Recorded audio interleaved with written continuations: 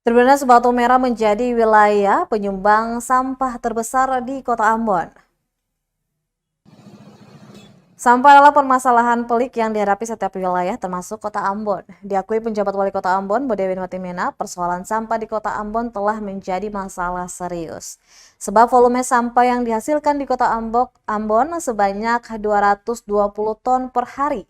Sedangkan daya angkut sampah yang bisa dilakukan petugas kebersihan hanya 160 ton per hari.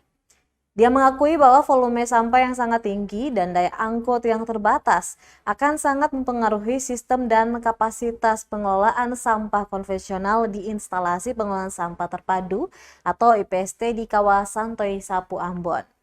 Dia memperkirakan jika masalah tersebut tidak segera diselesaikan dalam rentan waktu 2 hingga 3 tahun ke depan, maka IPTS Toisapu tidak dapat lagi menampung sampah.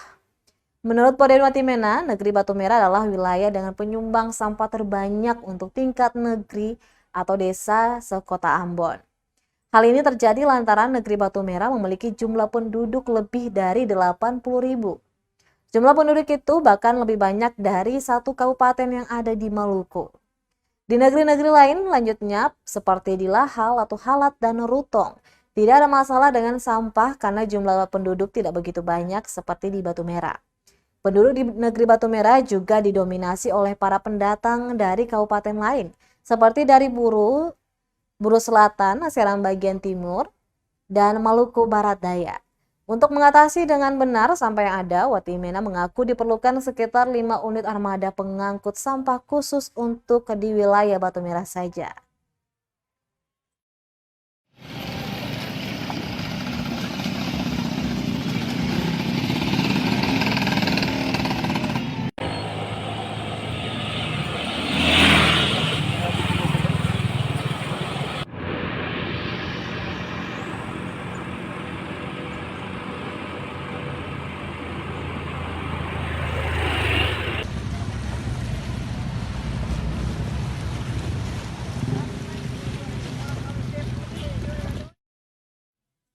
Terima kasih sudah nonton.